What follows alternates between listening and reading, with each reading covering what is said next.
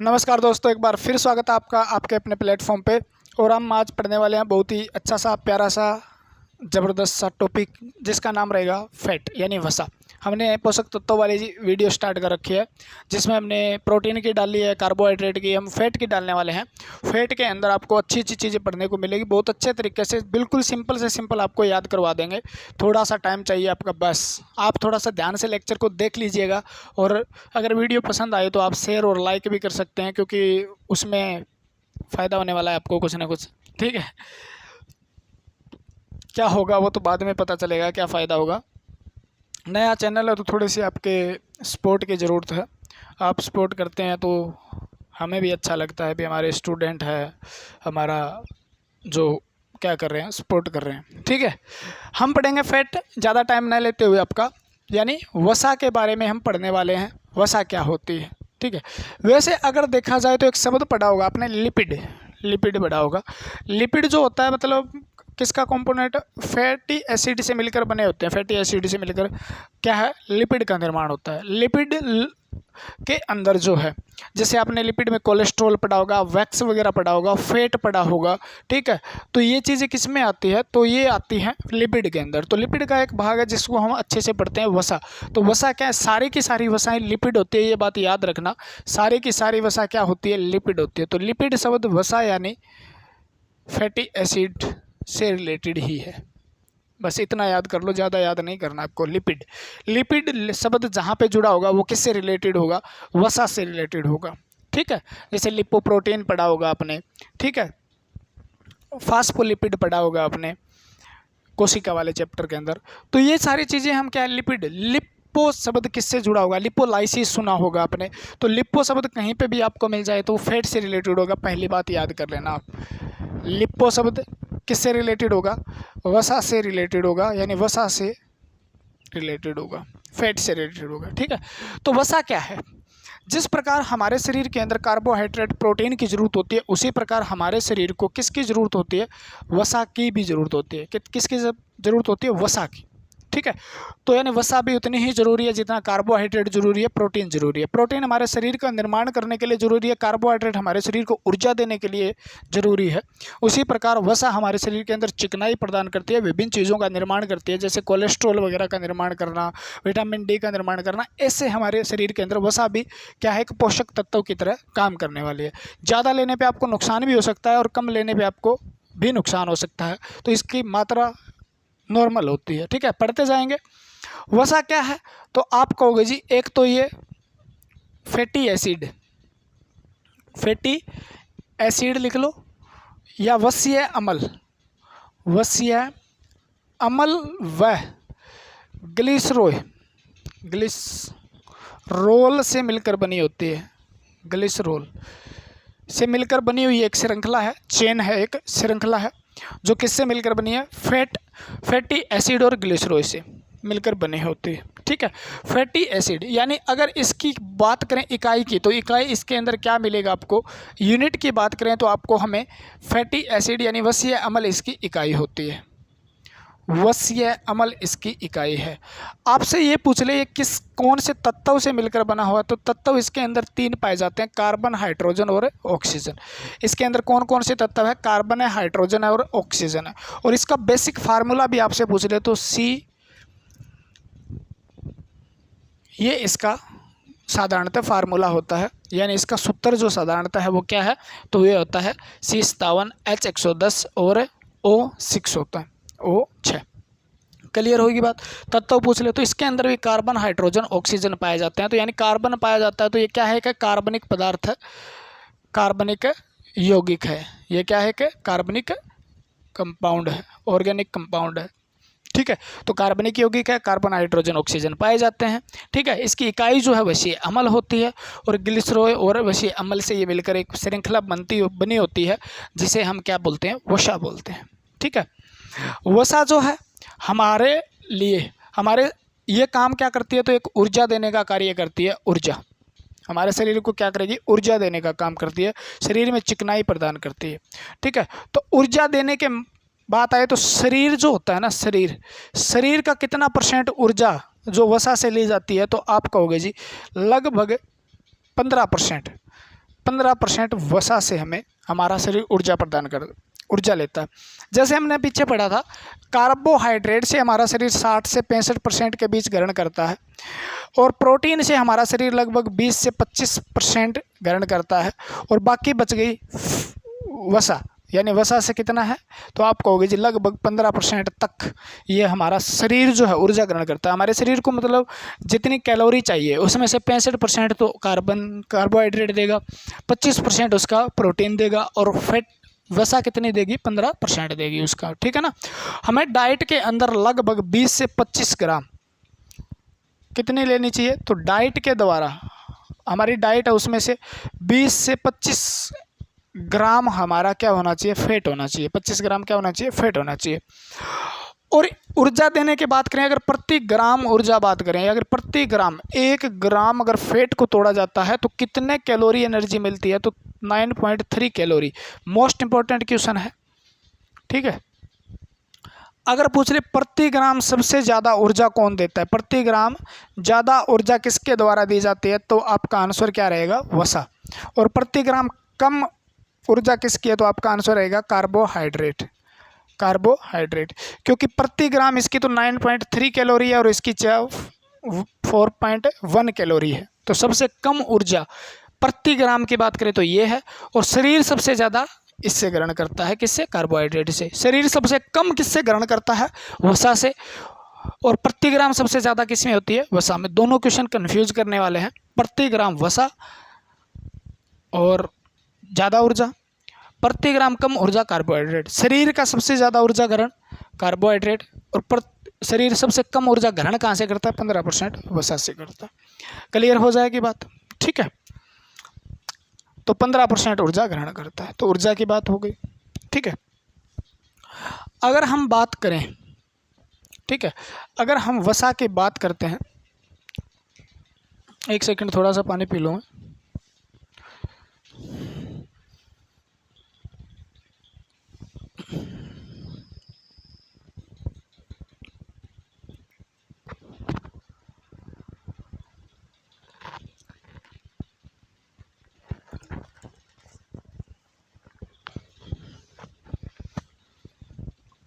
ठीक है, तो वसा जो है चिकने पदार्थ जितने भी होते हैं, जैसे घी वगैरह हो गया, तेल वगैरह होता है, उनसे प्राप्त होती है। इनके स्रोत क्या होते हैं, तो आप कह सकते हो स्रोत क्या है इसके, तो इसके स्रोत हैं जैसे घी हो गया, वसा, तेल हो गए, जितने भी तेल हैं वो वसा के स्रोत हैं। इसके बाद मांस हो गया, ठीक है, अंडे हो गए, इसके स्रोत हैं। सबसे अच्छा स्रोत की बात करें, सबसे वसा का अच्छा स्रोत कौन सा है, तब आपका आंसर क्या रहेगा, घी रहेगा। सबसे अच्छा स्रोत कौन सा है, घी रहेगा। घी से सबसे ज़्यादा वसा होती है। अगर पूछ भी लिया जाए तो घी में कितनी वसा होती है, तो 99.9% तक इसमें क्या होती है, वसा होती है। घी में कितनी वसा, सबसे ज़्यादा वसा जो होती है, फैट आपने सुना होगा,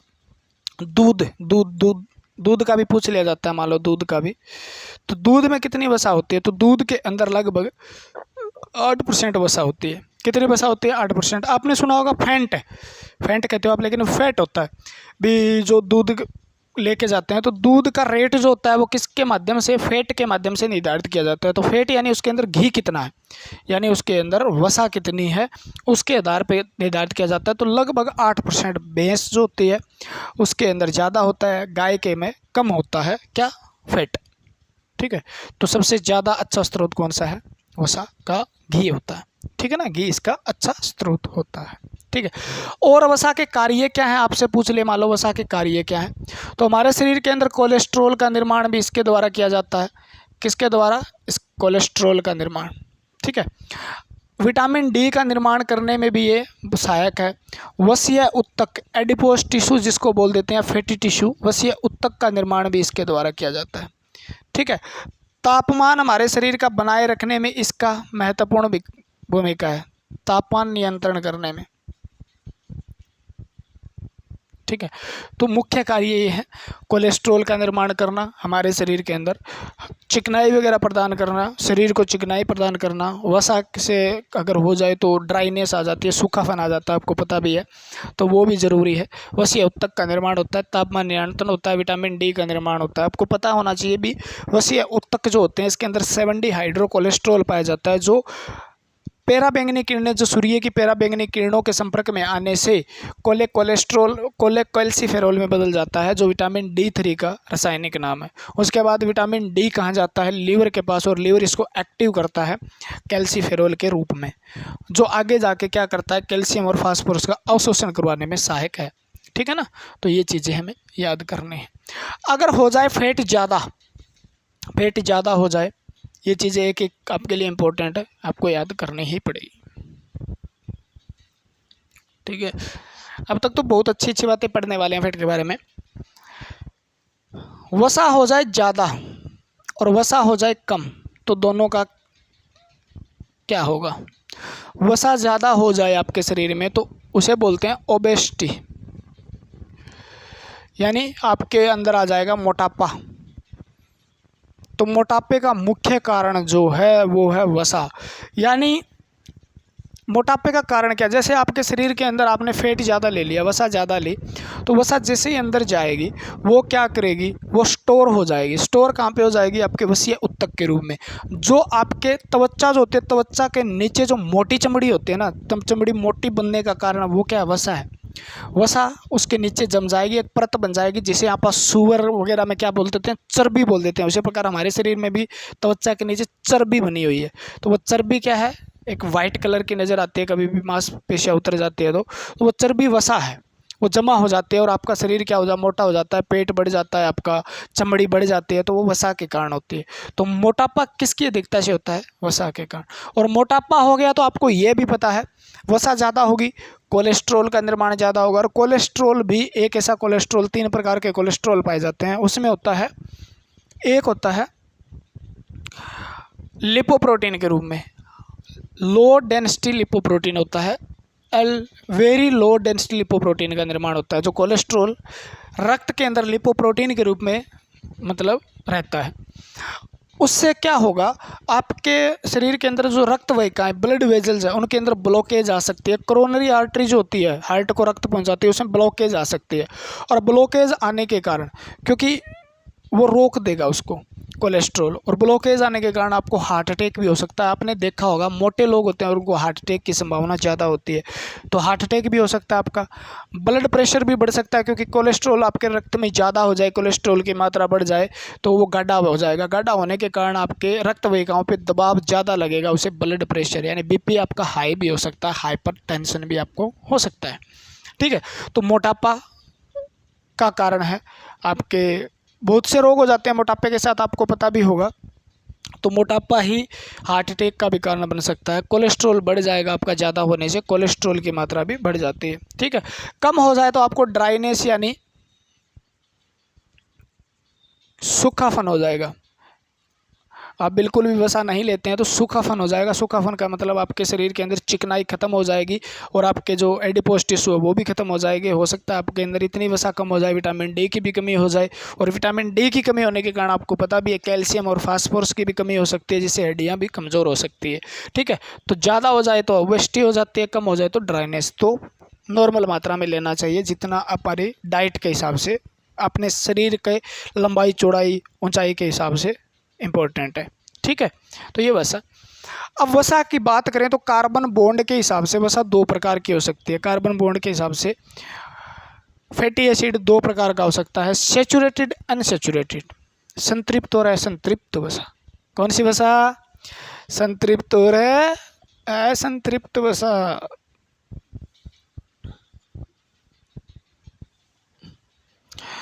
कौन सी वसा, संतृप्त असंतृप्त वसा। ठीक है। वसीय, वैसे वसीय उत्तक 2 प्रकार के होते हैं, वसीय अम्ल 2 प्रकार के होते हैं। एक को बोल देते हैं सेचुरेटेड यानी संतृप्त वसा, संतृप्त वसीय अम्ल, और एक को बोल देते हैं असंतृप्त अनसैचुरेटेड फैटी एसिड वसीय अम्ल। और ये आगे जाके निर्माण करते हैं किसका? ये निर्माण करते हैं आगे संतृप्त वसा का। और ये किसका निर्माण करता है? असंतृप्त वसा का। तो वसा दो प्रकार की हो गई। किसके आधार पे हो गई जी? तो कार्बन बंध यानी हाइड्रोजन बंध यानी हाइड्रोजन बंध के आधार पे हाइड्रोजन बॉन्ड पाया जाता है। इसमें क्या पाया जाता है? हाइड्रोजन बॉन्ड के हिसाब से दो प्रकार की हो गई। आपको जी इसके अंदर कैसा बॉन्ड होता है और इसके अंदर कैसा बॉन्ड होता है? तो संतृप्त वसा में सिंगल बॉन्ड होता है, सिंगल हाइड्रोजन बंध होता है, यानी एकल हाइड्रोजन बंद होता है। ठीक है। और इसमें दोहरा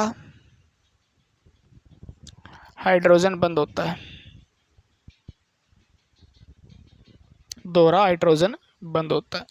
यानी जिसमें एकल सिंगल हाइड्रोजन बॉन्ड पाया जाता है या डबल हाइड्रोजन बॉन्ड पाया जाता है, तो डबल जो है असंतृप्त और एकल है संतृप्त। ठीक है। इसके आधार पर दो भागों में इसको बांटा जा सकता है। क्लियर हुई बात? देखो अब पढ़ते हैं, दोनों चीज़ें मैं अलग अलग लिख के आपको एक एक चीज़ आसानी से समझाता हूँ किस प्रकार से इसको याद किया जा सकता है और कौन सी संतृप्त वसा होती है, कौन सी असंतृप्त। यहाँ से क्वेश्चन आता ही आता है। ठीक है। तो आप लिखोगे संतृप्त सैचुरेटेड फैट, अनसैचुरेटेड असंतृप्त वसा, दो प्रकार की वसा। इसमें कौन सा बंध है? तो आप कहोगे जी एकल सिंगल हाइड्रोजन बॉन्ड है, हाइड्रोजन बंध है। और इसके अंदर कौन सा है? तो आप कहोगे जी डबल है, डबल हाइड्रोजन बॉन्ड है, यानी इसके अंदर डबल है। जैसे मैं कह दूं, सिंपल सी बात बताऊं आपको मैं, कार्बन हाइड्रोजन, ठीक है, इस प्रकार से ये जुड़ा है। और इससे अगर दूसरा, ये क्या है? वसीय अम्ल है। और दूसरा इस प्रकार से जुड़ा है, carbon hydrogen carbon, carbon hydrogen carbon, इस प्रकार से। तो ये कौन सी वसा होनी चाहिए? तो ये होनी चाहिए असंतृप्त वसा, असंतृप्त वसा। और इसकी जगह अगर सिंगल बॉन्ड पाया जाता है तो ये कौन सी वसा होनी चाहिए? संतृप्त वसा। ठीक है ना? क्लियर हुई बात? तो ये बॉन्ड के आधार पे दो प्रकार के वसा है। आपको बॉन्ड याद रहे ना, आपको ये याद रखना बस। ठीक है। ये आपसे इतना डीप नहीं पूछा जाएगा कोई भी एग्जाम के अंदर। संतृप्त वसा वो संतृप्त वसा होती है जो किस पे? रूम टेम्परेचर यानी कमरे के तापमान पर, कमरे के तापमान पर, कमरे के तापमान पर क्या रहे? ठोस अवस्था में रहे। ये मोस्ट इंपॉर्टेंट बात है, ठोस अवस्था। यानी कमरे का तापमान कितना माना जाता है? एक आदर्श कमरे का 20 से 25 डिग्री सेल्सियस के बीच माना जाता है। यानी वो वसा जो कमरे में यानी 20 से 25 डिग्री सेल्सियस के टेम्परेचर में ठोस अवस्था में रहे, ठोस यानी सॉलिड जो उसके है स्टेट में रहे, तो उसको हम बोलते हैं संतृप्त वसा। क्या बोलते हैं? संतृप्त वसा। जैसे इसका एग्जाम्पल देखें तो घी, नारियल का तेल, कोकोनट ऑयल, नारियल का तेल, ठीक है, चर्बी जो होती है, ठीक है, ये तो घी, जैसे आपका डालडा वनस्पति घी होगा, वहाँ पे तेल नहीं होगा, घी होगा। ठीक है ना? वनस्पति घी। तो वनस्पति घी हो गया आपका, देसी घी हो गया आपका, या जो भी डेयरी वगैरह आते हैं वो देसी में माने जाते हैं। तो वो घी वो किस में रहते हैं? आपने देखा होगा, आप कमरे में रख देते हैं, सर्दी के अंदर वो ठोस अवस्था में आपको पाया जाता है। तो वो कौन सी वसा? आपकी संतृप्त वसा होती है। यानी कमरे के तापमान पर जो ठोस अवस्था में, नारियल का तेल भी आपने देखा होगा। ठीक है ना? तो वो भी क्या रहता है? ये सारे के सारे क्या होते हैं? संतृप्त वसा होते हैं। क्या वसा होती है? संतृप्त। अगर किस पे, रूम टेम्परेचर पे, किस टेम्परेचर पे, 22 से 25 डिग्री सेल्सियस पे, अगर वो रहे लिक्विड अवस्था में यानी तरल अवस्था में रहता है, यानी आपने देखा होगा तेल, आपने जमा हुआ तेल नहीं देखा होगा। एक नारियल के तेल को छोड़ के बाकी तेल सारे के सारे क्या रहते हैं, तरल अवस्था में रहते हैं। किस अवस्था में, तरल अवस्था। तो सारे के सारे तेल जो होते हैं ना, तेल, नारियल के तेल को छोड़ के बाकी सारे के सारे जितने भी ऑयल है वो कौन सी वसा है, असंतृप्त वसा होती है। क्या होती है, असंतृप्त वसा। जैसे आपने सरसों का तेल, चमेली का तेल, सोयाबीन का तेल,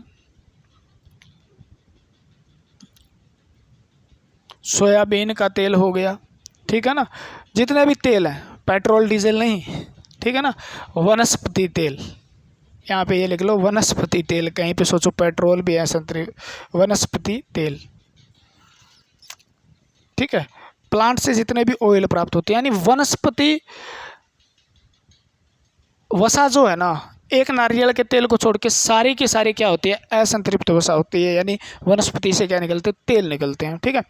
और जंतुओं से प्राप्त होने वाली वसा, सारी की सारी जंतुओं से प्राप्त होने वाली कौन सी वसा होती है, संतृप्त वसा होती है। और संतृप्त वसा आपके शरीर के लिए ज़्यादा नुकसानदायक है, किसकी तुलना में, इसकी तुलना में।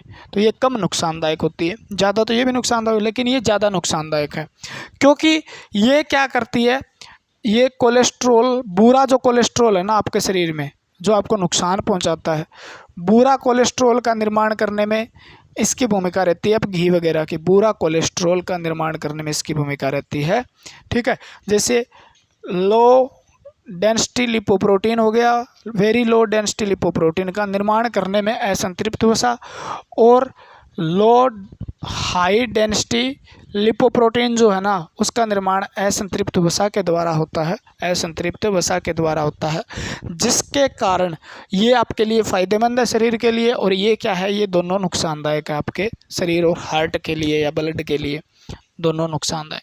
तो ये आपका फ़ायदा भी करते हैं। जैसे आपने एक ज़रूर सुना होगा, फैटी एसिड होता है ओमेगा 3, बहुत हार्ट के लिए बहुत अच्छा माना जाता है, क्योंकि वो क्या करता है, हाई डेंसिटी लिपोप्रोटीन का निर्माण करता है।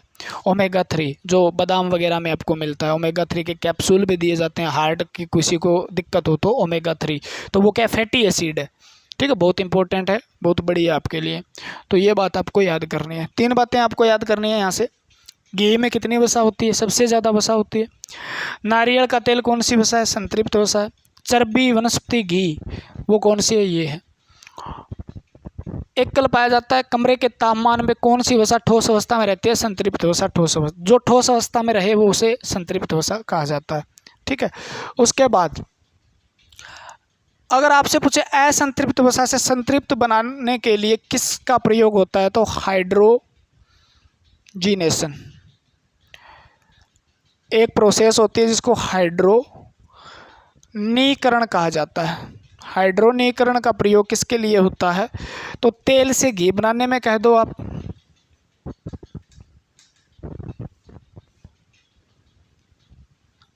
ठीक है। असंतृप्त वसा से संतृप्त वसा का निर्माण करने के लिए कौन से उस प्रोसेस को क्या कहा जाता है, तो हाइड्रोनीकरण कहा जाता है, ठीक है। हाइड्रोनीकरण के अंदर किसका प्रयोग होता है, तो एक तो हाइड्रोजन का प्रयोग होता है, ठीक है। क्योंकि क्या करना होता है, यहाँ पर क्या है, डबल बॉन्ड है, क्या है, डबल बॉन्ड है, और इधर क्या है, सिंगल बॉन्ड है। अब इसको डबल को अगर सिंगल कर दिया जाए, यानी एक हाइड्रोजन और डाल दिया जाए, तो ये मान लो हाइड्रोजन के साथ एक ये 2 है, ठीक है। अब एक हाइड्रोजन में और डाल दो मान लो, तो ये सिंगल हो जाएगा, क्या, समझाने के लिए, ये ऐसा कुछ नहीं होता, सिंगल हो जाएगा, वहाँ हो जाएगा। तो हाइड्रोजन डाल के इसको क्या सिंगल किया जाता है, तो असंतृप्त वसा से संतृप्त वसा बन जाती है, इसको हाइड्रोजन। और ये प्रक्रिया जल्दी हो जाए तो उत्प्रेरक के रूप में, कैटालिस्ट के रूप में किसका प्रयोग किया जाता है, निकेल का प्रयोग किया जाता है। यानी इस प्रोसेस को, इसकी स्पीड बढ़ाने के लिए, किसका, उत्प्रेरित करने के लिए निकल डाला जाता है, तो बहुत जल्दी एक तेल से क्या बन जाता है, घी। आपसे पूछ ले, तेल से घी बनाने के लिए, क्योंकि ये तो सारे के सारे घी है ना, कौन सी प्रोसेस होती है ये? तो आपने देखा भी होगा, तेल से घी बना देते हैं। 200 रुपये किलो घी, 150 रुपये किलो घी मिल जाता है बाज़ार में, है ना। तो वो क्या है? वो घी नहीं है, वो तेल है। वो घी नहीं है, वो क्या है? तेल है। जैसे डालडा बनाया आपने, गगन खाओ गगन रहो मगन, डालडा जो होता है वो क्या है? इस प्रोसेस से, यानी वनस्पति तेल था कोई, और वनस्पति तेल को किस प्रोसेस से? हाइड्रोनिजेशन प्रोसेस से क्या बना दिया? वनस्पति डालडा घी बना दिया, यानी वनस्पति घी बना दिया। तो वनस्पति घी क्या है? तेल ही है। तेल को किस में बदला गया है?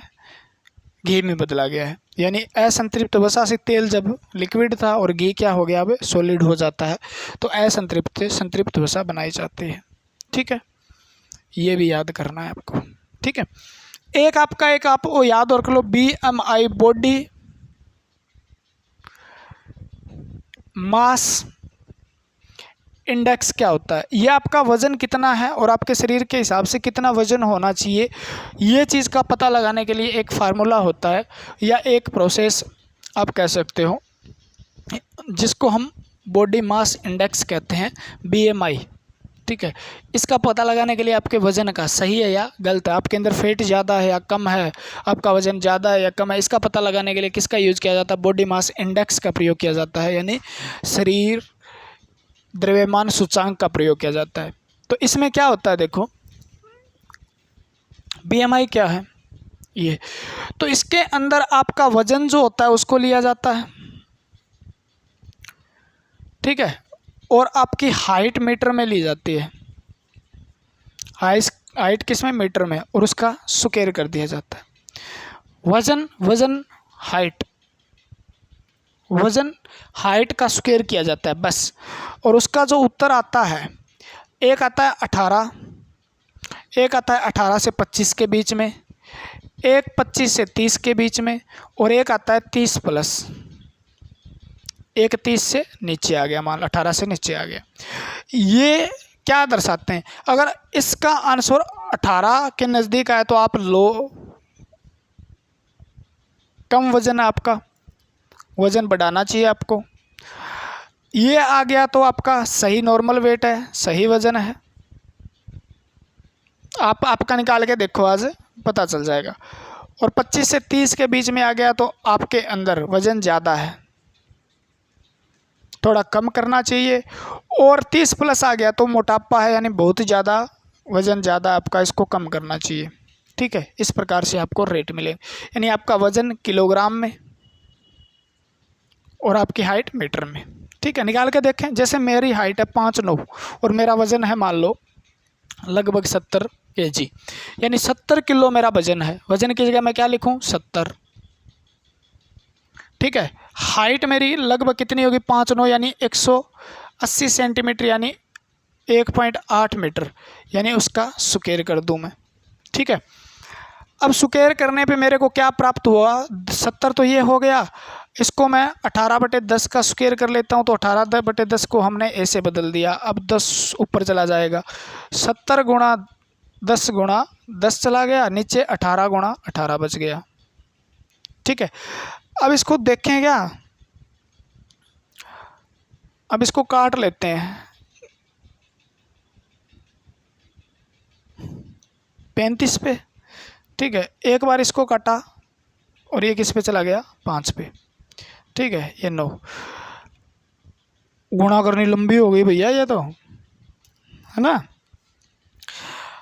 तो 35 गुणा 50 आ गया आपका, और बटे में 9 निम 81 आ गया।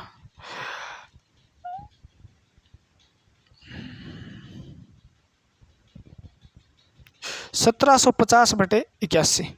अब लगा के देखो, इसको भाग करो, 8 दूनी 16 होते हैं, लगभग 2 पे जाएगा, यानी ये कितने पे आ गया? 20 और 25 के बीच में। तो यानी मेरा वज़न सही है, मेरा वज़न क्या है? सही है। ठीक है, अगर वज़न आ जाता मान लो 30-25 से ऊपर तो वज़न ज़्यादा था, अगर ये वैल्यू आ जाती मान लो 30 से ऊपर तो वज़न बहुत ज़्यादा था, और ये 18 से कम आ जाती तो वज़न कम था, यानी मेरा वज़न सही है। आप अपना निकाल के देखना भी कितना है, यानी आपको करना क्या है?